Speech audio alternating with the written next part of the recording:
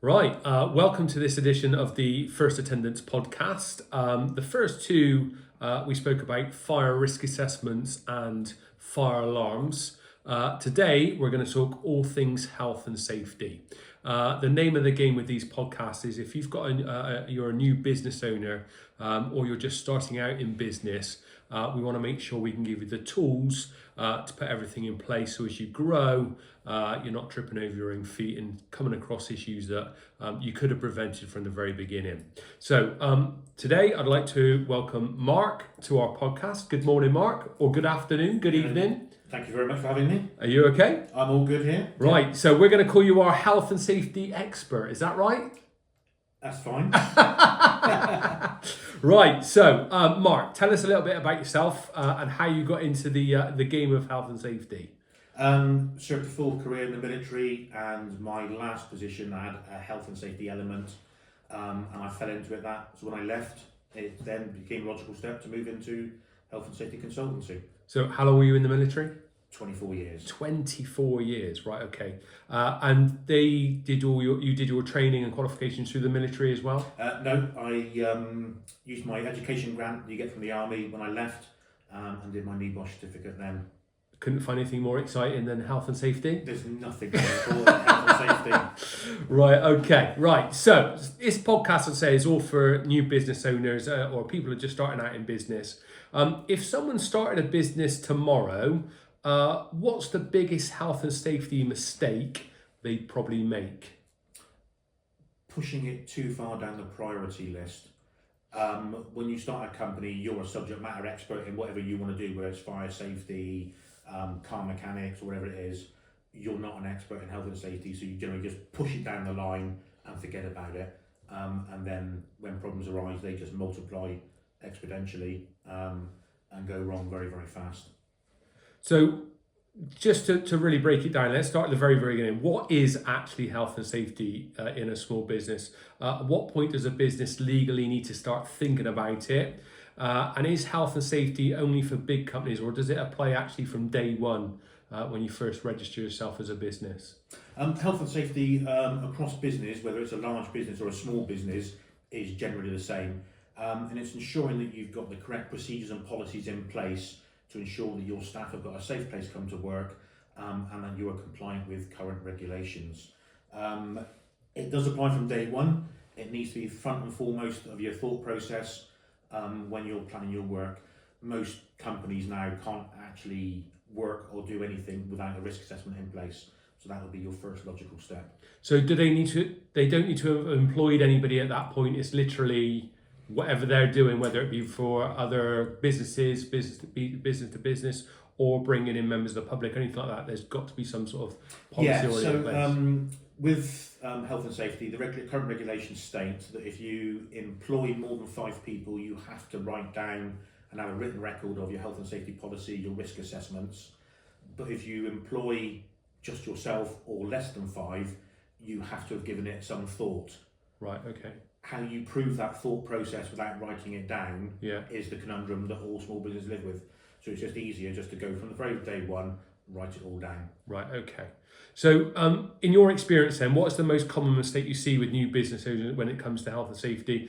A, they don't think they've got to have it in the first place, and then B, they don't put anything in place. What if you had a new business owner sat in front of you today, what would be your first bit of advice for them? What would you say, right, let's do this to start with, let's get this in place? The first thing to do is look at the business model that you're going with, and sit down and just think of the risks. And then you work backwards from there, putting risk assessments in place. Health and safety policies are your broad brush statements of how you're going to operate, and how you're going to keep your staff safe. And the risk assessments and method statements then follow on from that, being very specific in how you carry out a specific task or job. So just go into a bit more detail that one with the starting point then with the actual basic policy. What sort of things should be in there?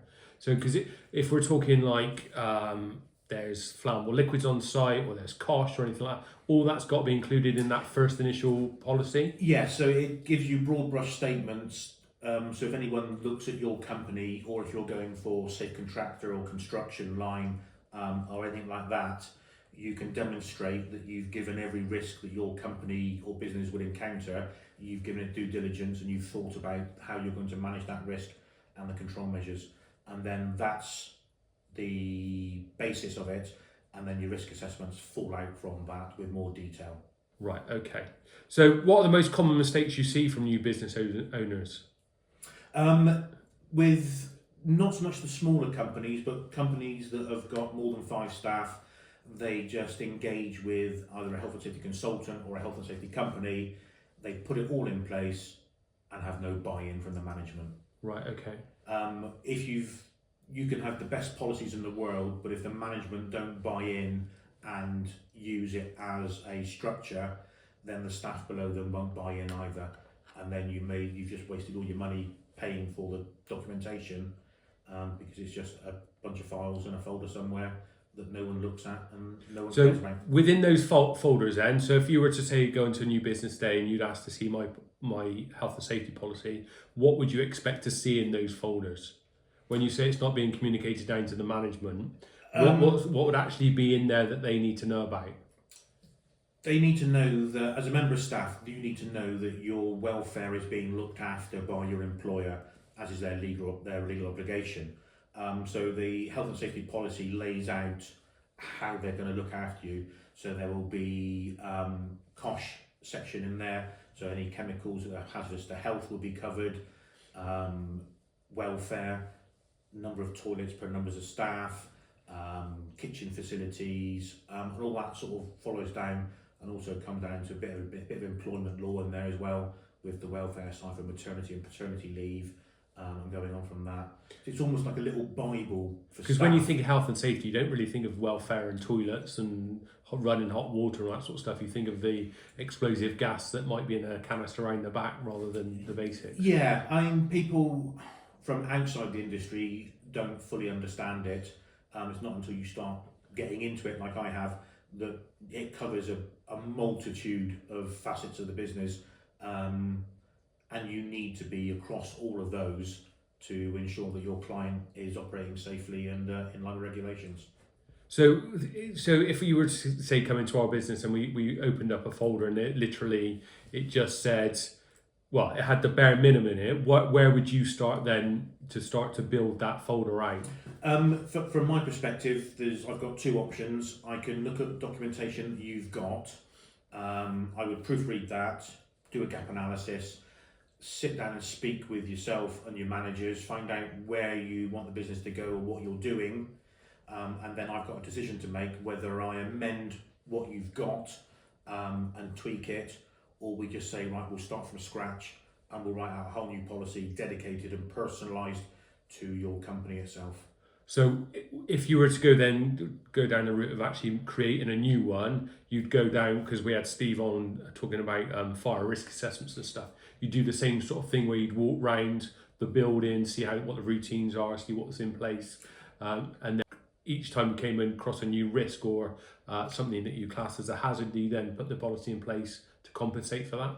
Yeah, I mean, I visited a client this week. We sat down, had a cup of coffee, chatted through what he had with regards to paperwork, where he saw the company going, what he wanted to achieve from my engagement with me, and then we had a tour of his complete complex, and we chatted about different risks we saw on that lot as we went around, and I will then go away, write some notes, and then when he engages me professionally, I'll then come in. I've got a good understanding of what his business is, and I can then hit the ground running and then work out with him his priority and then work out the paperwork from that. So do you start with like what the structure of the building would be to start with, or what the routine of the building is and what the actual business is actually doing, whether they've got transport coming in and out, forklifts coming in and out, or do you start actually with the building itself and what do you like this? For me, the building is important, but it's not vitally important. The actual important bit for me is the activity that happens. That's what I was trying to. Yeah. The main ethos of the business, how they operate, number of staff they operate, whether they do shift patterns, whether they've got trained staff, whether they've got underage people working for them, whether they do young workers from work experience from schools or colleges, because there's obviously legislation covering that and risk assessment specific. So I would look at all the risks and then sit down with the client and go, right, what's your biggest fire we need to put out to begin with? Yeah. And then we just work down a list and prioritise the work going through. What's something do you think business owners don't actually overlook? They don't believe it would fall under health and safety? Most business owners generally have got a good grasp of what they need to cover. The big thing that business owners do fall down is they engage people like myself or bigger companies, and they suddenly think, Mark's doing the health and safety, I can forget about it. But the law states that they can delegate authority, so I can go into a company and talk on his behalf and things like that, but they can't delegate the responsibility. So should it all go horribly wrong, it will be the business owner stood in the dock facing the judge. Right, okay, so who would be, so is that the health and safety executive would come in at that? Yeah, so how does that process work? Could they just turn up at any point? Is it like the fire and the police that they could just knock on your door and you've got to let them in, or what's the process with the health and safety exec? So the HSE have target industries. Every year they will have a campaign and they will take on, over the last couple of years, they've had welders and fabrication and farming. Who knows what next year is going to bring. They can turn up at your premises randomly, and by law you cannot refuse them entry. So they can come in and they will do an audit, and the first thing they'll do is say, can I see your paperwork? And then it just goes on from there. It's a simple process. They come in, they do their audit, they go away, write a report, and then come back if they need to. We were discussing off mic earlier about the cost of the health and safety exec coming in and what they can charge, which amazed me. I didn't even realise that was a thing. Yeah, so originally the HSE were centrally funded from central government, and then a few years back the government went, right, you now need to be self-funding due to the costs. So the HSE have a fee for intervention, the FFI. So if they turn up at your door and they come in and they find no issues, your paperwork's sorted, your training regime is perfect, and there is no issues you're coming up with it, they leave at the end of the day with no cost. If they do find an issue, they then start the clock, and the current price is £183 an hour, which for the duration of the visit is a billable. Then they go away and they write their report, which is again billable at that, and then if they deem there's a return visit to ensure you've conformed, then that's billable. So a small infraction can soon turn into 5, 8, 10. So we're not talking fines now, we're just talking them doing the inspection and finding something. Yeah, so if you get a fee for intervention, they come in, they come back and do their return visit and you've not complied, then they can then start looking at prosecutions for that. But that's way down the line, and you've got to be really blunt that you've not done any consideration to any of their recommendations. No company that I've ever worked with has gone down that route, but there are companies out there that do like that. Talking about cost and stuff, how much should a small business realistically budget for health and safety, do you think? It's hard to put a financial cost on it because various companies charge various amounts per day. I suppose it depends on the size of the business, what the risks are involved, and how much paperwork and reports have to be linked to it. Yeah, so if you go into a small to medium company, I would say 20 to 25 staff, by the time you've done the health and safety policy, risk assessment, the gap analysis for everything, you're probably looking at 10 to 12 days work to ensure they're fully compliant and you've fostered that ethos and environment where the staff are engaging with you, and things like that. Is staff buying something that you see business owners struggle with when it comes to health and safety? I know like 20 years ago people were like, the world's gone mad, there's so much health and safety now. Is it getting better where people are actually now buying into stuff? Yes, the education system, believe it or not, is helping massively. Whereas I did my apprenticeship in the late 80s where health and safety wasn't a thing, it wasn't even mentioned. Whereas now when you go and do your MVQs or your college courses, health and safety is part and parcel as a module of that course. So you can go into some companies, the old and bold will give you a bit of push. Will give you a bit of pushback. But the younger guys coming through, they've never known an environment without health and safety. So the buy-in comes from them, and it's only going to get better going forward. Yeah, I think definitely. I think with the new generation coming through, as you said, because they've done it at school and college, and it's mentioned a lot when they're doing Duke of Edinburgh and all this sort of thing, that they've got risk assessed situations and things. I think there is a lot better buy-in now with the younger generation coming through. From a health and safety point of view, then for business owners, it's not just paperwork, is it? That when you writing a report and putting the risk assessment in place is not where it stops. No, you can have the best paperwork in the world, but if you've not got a health and safety culture embedded within the ethos of the company, then you're not going to achieve anything there. You need to have the buy-in from the management, and it needs to be part of all the business meetings that you have within the company. There needs to be a thought process, and health and safety on the agenda of all meetings, and you'll get more buy-in if you engage with your staff, make them part of the process. When you write a risk assessment, it's all very well and good the management going, the risks are 1, 2, 3, A, B, C, but the guy on the ground at the coalface may not think the same risks here. So you need to have that buy-in and engagement with the guys at the coalface doing the job, and then work out a solution that's practical and affordable for both parties. When we had Steve on talking about fire risk assessments and stuff, we mentioned about Google templates and all this sort of stuff. Do you see companies getting drawn into using AI and Google to try and download a template that doesn't really fit their business? Yeah, when you can go onto AI and use that process, but it won't be tailored specific to your company. Whereas if you engage one of the bigger companies or a small consultancy firm, the consultant that gets assigned to you will come in, he'll learn your business, he'll learn the personalities, and paperwork then is produced specific to you rather than a generic policy that you can just download.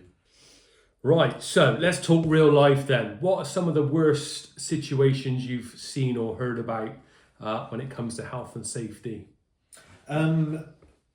Companies not doing due diligence with employing and vetting subcontractors. There was a case down on the south coast where a company was having some scaffold put up. They'd not done his due diligence and just gone for the cheapest option available. And as they were throwing the scaffold up, they were throwing bits and pieces off the scaffold onto the floor, just as the HSE pulled in the car park to do one of their random audits. That got the site closed down, and a £5,000 FFI fee for report writing and site visits. So something as simple as throwing a bucket off a scaffold will cause you problems. Are you like, my wife complains a lot because when we go out to places, I look at the fire extinguishers and see when they're last serviced and all that sort of stuff. Is that what you're like with health and safety? If you're driving down the road and see somebody hanging off a scaffold and not tied up on properly and all that sort of stuff? Yeah, it's out in the real world, and also watching television, and we're watching the soaps and things like that. Yeah. It's, you spot things a mile away, and I just get told to be quiet and sit in the corner. So when it comes to say about people employing shoddy workmen to come in and do stuff for you, what's the best way to try and find a contractor to come in and help you with your health and safety?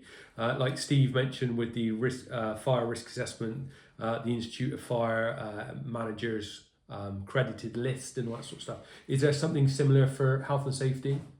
There is a organisation which will register all health and safety consultants. You don't have to be a member of that. You pay an annual fee for membership, and then you go on the register, and then people can look at the register and choose someone. Generally, I find within our industry, word of mouth is the best way of recruiting someone. If you have your drive done at home and go, it's really good, you'll tell your friends and neighbours that you've had your drive done and it's really good.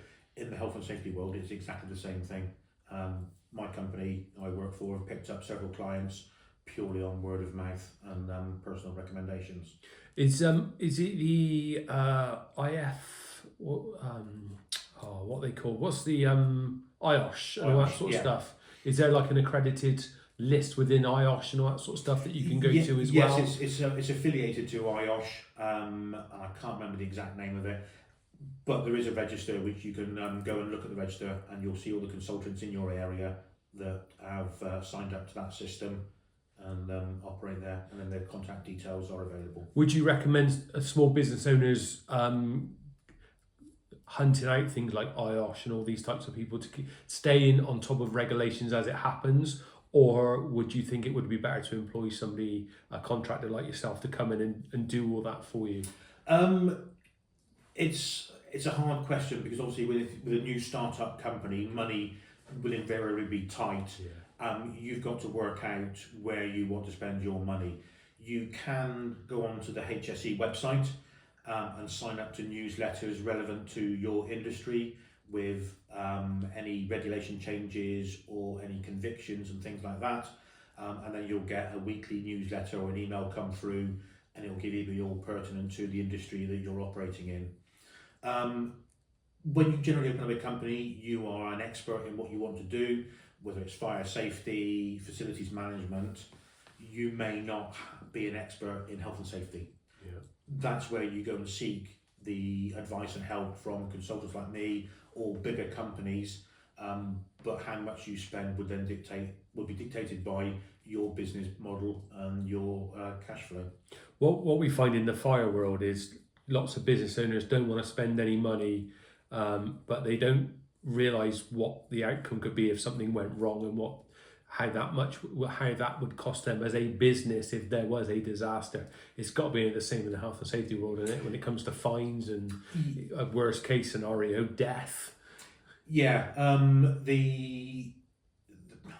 the chances of being caught are slim, but when you do get caught, if you are on the wrong side of legislation, then the fines can cripple big companies, let alone small standalone companies.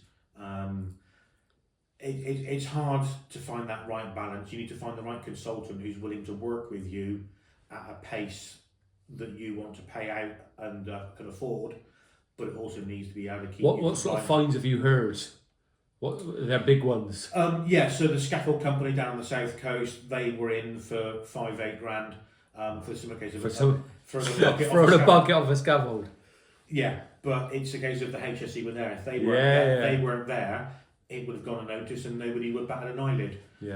Other companies, you can look at the news, the serious injuries, you can get into tens of thousands of pounds. If there's a death or life-changing injuries, you could possibly get into the hundreds of thousands of pounds.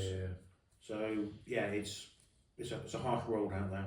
Yeah, definitely. So just to finish off then, new business owner, you were walking in today, your first advice would be, if you were to having a coffee with someone and they're going to start a business, when it comes to health and safety, what's the first thing they should do? Find someone like you. Possibly, yeah. Understand the risk.